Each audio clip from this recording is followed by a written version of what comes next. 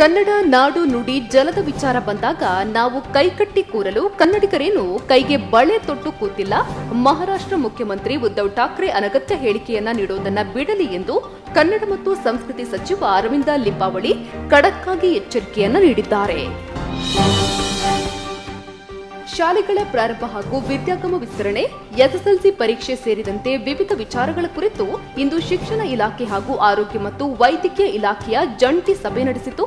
ಸಭೆ ಮುಗಿದ ಬಳಿಕ ಎಸ್ಎಸ್ಎಲ್ಸಿ ಪರೀಕ್ಷೆ ದಿನಾಂಕವನ್ನ ಪ್ರಾಥಮಿಕ ಶಿಕ್ಷಣ ಸಚಿವ ಸುರೇಶ್ ಕುಮಾರ್ ಪ್ರಕಟಿಸಿದರು. ಜೂನ್ 14ರಿಂದ ಜೂನ್ 25ರವರೆಗೆ ಪರೀಕ್ಷೆ ನಡೆಯಲಿದೆ ಎಂದು ಹೇಳಿದ್ದಾರೆ.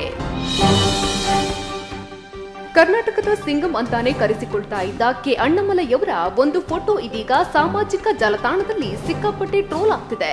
ಬಿಜೆಪಿ ನಾಯಕರು ಸುತ್ತಲೂ ಸೋಫಾದಲ್ಲಿ ಸಾಲಾಗಿ ಕುಳಿತಿದ್ದು ಎಲ್ಲರ ನಡುವೆ ಅಣ್ಣಾಮಲೈಯವರು ಕೈಕಟ್ಟಿ ನಿಂತಿದ್ದಾರೆ.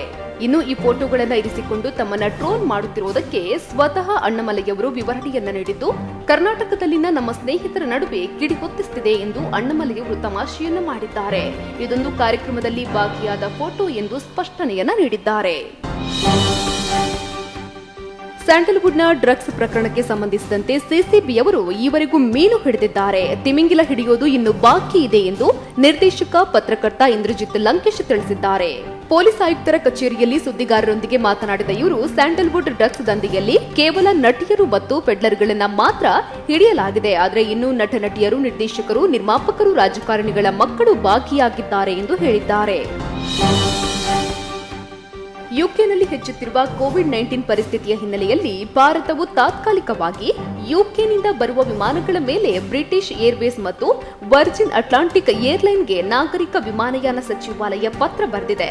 ಫೆಬ್ರವರಿ 14ರವರೆಗೆ ಕೆಲವು ನಿರ್ಬಂಧಗಳನ್ನು ಹೇರಿದೆ. ವಾರದಲ್ಲಿ ಒಟ್ಟು 30 ವಿಮಾನಗಳಿಗೆ ಅನುಮತಿ ನೀಡುವ ಮೂಲಕ ಅವುಗಳು 15 ಭಾರತೀಯ ವಾಹಕಗಳು ಮತ್ತು 15 ಬ್ರಿಟಿಷ್ ವಾಹಕಗಳು ಕಾರ್ಯನಿರ್ವಹಿಸಲಿವೆ. ಪ್ರಸ್ತುತ ಯುಕೆಗೆ ಹೋಗುವ ವಿಮಾನಗಳು ಕೇವಲ ದೆಹಲಿ, ಮುಂಬೈ, ಹೈದರಾಬಾದ್ ಮತ್ತು ಬೆಂಗಳೂರಿನಿಂದ ಮಾತ್ರ ಕಾರ್ಯಾಚರಣೆ ನಡೆಸಲಿದೆ. ದೆಹಲಿಯ ರಾಜ್ಪಥ್ನಲ್ಲಿ ಗಣರಾಜ್ಯೋತ್ಸವದಂದು ನಡೆಸಲಾದ ಪಥಸಂಚಲನದಲ್ಲಿ ಅಯೋಧ್ಯೆಯ ಶ್ರೀರಾಮನ ಕಾಲದ ಸಾಂಸ್ಕೃತಿಕ ಪರಂಪರೆಯನ್ನ ಬಿಂಬಿಸಿದ ಉತ್ತರ ಪ್ರದೇಶದ ರಾಮ ಮಂದಿರ ಸ್ತಬ್ಧಚಿತ್ರಕ್ಕೆ ಪ್ರಥಮ ಬಹುಮಾನ ಬಂದಿದೆ. ಗುರುವಾರ ದೆಹಲಿಯಲ್ಲಿ ರಕ್ಷಣಾ ಸಚಿವರು ಪ್ರಶಸ್ತಿ ಪ್ರದಾನ ಮಾಡಲಿದ್ದಾರೆ. ಫ್ರಾನ್ಸ್ ಡಾಸೋ ಏವಿಯೇಷನ್ ಕಂಪನಿ ನಿರ್ಮಿಸಿರುವ 3 ರಫೇಲ್ ಯುದ್ಧ ವಿಮಾನಗಳು ಬುಧವಾರ ಗುಜರಾತ್ನ ಜಾಮ್ನಗರ್ ವಾಯುನೆಲೆಗೆ ಬಂದಿಳಿದಿದೆ. ಭಾರತೀಯ ವಾಯುಸೇನೆಯು ಈ ಬಗ್ಗೆ ಟ್ವೀಟ್ ಮಾಡಿ, ಐಎಎಫ್ ವಾಯುನೆಲೆಗೆ 3 ರಫೇಲ್ ಯುದ್ಧ ವಿಮಾನಗಳು ತಡೆರಹಿತವಾಗಿ 7,000 ಕಿಲೋಮೀಟರ್ ದೂರ ಕ್ರಮಿಸಿ ಇಲ್ಲಿಗೆ ತಲುಪಿದೆ. ಯುಎಇನಲ್ಲಿರುವ ಫ್ರಾನ್ಸ್ನ ವಾಯುನೆಲೆಯಲ್ಲಿ ಇಂಧನ ತುಂಬಿಸಿಕೊಳ್ಳುವುದಕ್ಕಾಗಿ 1 ಬಾರಿ ನಿಲುಗಡೆ ಮಾಡಲಾಗಿದೆ. ಯುಎಇ ವಾಯುಪಡೆಯು ಒದಗಿಸಿದ ಇಂಧನ ಬೆಂಬಲವನ್ನ ಭಾರತೀಯ ವಾಯುಪಡೆ ಪ್ರಶಂಸಿಸುತ್ತದೆ ಎಂದು ತಿಳಿಸಿದೆ. 75 ವರ್ಷದ ಸಿಂದಗಿ ಕ್ಷೇತ್ರದ ಹಿರಿಯ ಜೆಡಿಎಸ್ ಶಾಸಕ ಎಂಸಿ ಮನಗೂಡಿ ಬೆಂಗಳೂರಿನಲ್ಲಿ ನಿನ್ನೆ ರಾತ್ರಿ ನಿಧನರಾಗಿದ್ದಾರೆ.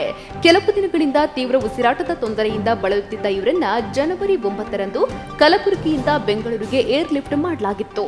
ಅಪೋಲೋ ಆಸ್ಪತ್ರೆಯಲ್ಲಿ ಚಿಕಿತ್ಸೆ ನೀಡಲಾಗುತ್ತಿತ್ತು. ಆದರೆ ಚಿಕಿತ್ಸೆ ಫಲಿಸದೆ ರಾತ್ರಿ 1 ಗಂಟೆ ಸುಮಾರಿಗೆ ಕೊನೆ ಉಸಿರೆಳೆದಿದ್ದಾರೆ.